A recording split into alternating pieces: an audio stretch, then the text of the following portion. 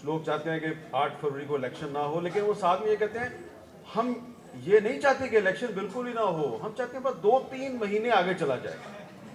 تو ان سے جب پوچھا جاتا ہے بھی 2-3 مہینے آپ کیوں آگے کرنا چاہتے ہیں؟ لا اینڈ آرڈر کی سچویشن بڑی خراب ہے۔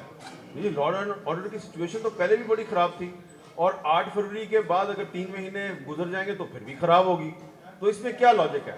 تو میرا خیال ہے کہ وہ لا اینڈ آرڈر کا نام لیتے ہیں، لیکن شاید چاہتے وہ یہ ہیں کہ 8 فروری سے پہلے کوئی مکمل طور پہ ڈسکوالیفائی ہو جائے اور کہیں سے اس کو جو ہے وہ ریلیف نہ مل جائے۔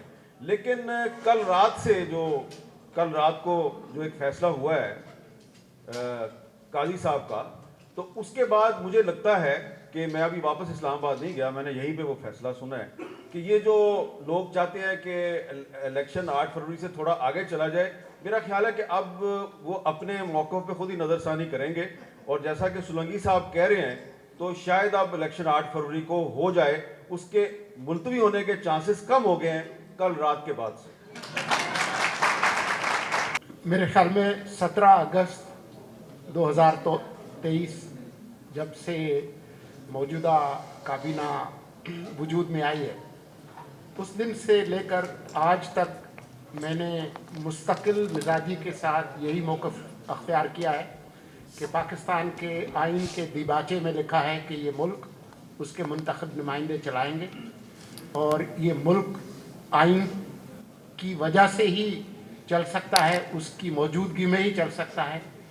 اور مجھے یہ علم ہے، میرے ذاتی علم میں ہے کہ تمام تر سیاسی قوتیں اور تمام تر جو متعلقہ فریق ہیں ان کے مفاد میں ہے کہ 8 فروری کو انتخابات ہوں، اور یہی اس ملک کی بھلائی ہے، اس لیے مجھے اس کا یقین ہے کہ 8 فروری کو انتخابات ہوں۔ دیکھیں، ابھی تھوڑے دن پہلے کی بات ہے کہ مرتضیٰ سولنگی صاحب سینٹ کے اجلاس میں موجود تھے، اتفاق سے میں بھی اس دن وہیں پہ تھا۔ تو جمعہ کا دن تھا، اور جمعہ کی نماز کے بعد کچھ سینیٹر صاحبان جو ہیں وہ میرے ساتھ گپے لگا رہے تھے، میں ان کے ساتھ گپے لگا رہا تھا۔ اچانک ایک آدمی آیا نامعلوم، اور وہ ان کو پہلے ایک بندے کو لے کے گیا، پھر دوسرا آیا، تو میں بھی اب بڑا پریشان ہوا کہ سارے کدھر جا رہے ہیں۔ تو میں نے پوچھا ایک سینیٹر صاحب سے، آپ کدھر جا رہے ہیں؟ انہوں نے کہا وہ کہہ رہے ہیں اجلاس ہونے والا ہے، اجلاس ہونے والا ہے۔ میں نے کہا یار کبھی بھی جمعے کی نماز کے بعد اجلاس نہیں ہوتا، کون سا اجلاس ہونے والا ہے؟ وہ کہا اجلاس ہونے والا ہے، اجلاس ہونے والا ہے۔ اور اس کے بعد ایک پیپلز پارٹی کی خاتون سینیٹر نے کسی کو فون کرنا شروع کر دیا، جاؤں کہ نہ جاؤں، جاؤں کہ نہ جاؤں۔ میں نے ان سے پوچھا کیا ہونے لگا ہے؟ انہوں نے کہا بس کچھ ہونے لگا ہے، تو مجھے لگتا ہے مجھے نہیں جانا چاہیے۔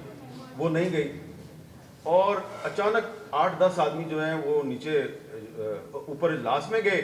وہاں پہ دلاور خان صاحب جو مسلم لیگ نون کے امیدوار تھے، لیکن جسٹس ثاقب نثار صاحب نے 2018 میں نون لیگ سے جب شیر کا نشان چھین لیا تو وہ آزاد حیثیت میں الیکٹ ہو گئے، اور اب وہ کسی کے ڈسپلن میں نہیں ہے تب سے۔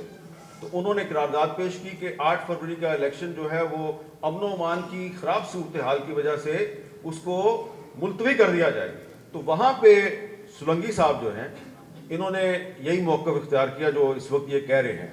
انہوں نے کہا کہ الیکشن جو ہے وہ 8 فروری کو ہی ہونا چاہیے۔ انہوں نے قرارداد کی حمایت نہیں کی، لیکن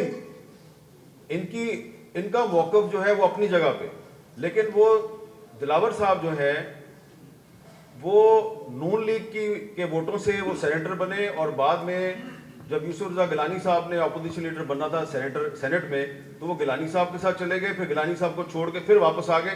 آج کل کچھ پتہ نہیں کس کے ساتھ ہیں۔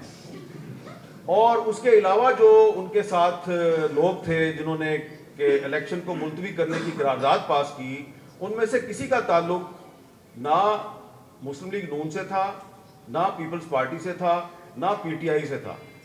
پی ٹی آئی کا ایک وہاں پہ سکھ سینیٹر تھا گردیپ سنگھ، اس نے قرارداد کی مخالفت کی۔ تو وہ سارے کے سارے جو ہیں اکثریت اس کا تعلق تھا باپ سے۔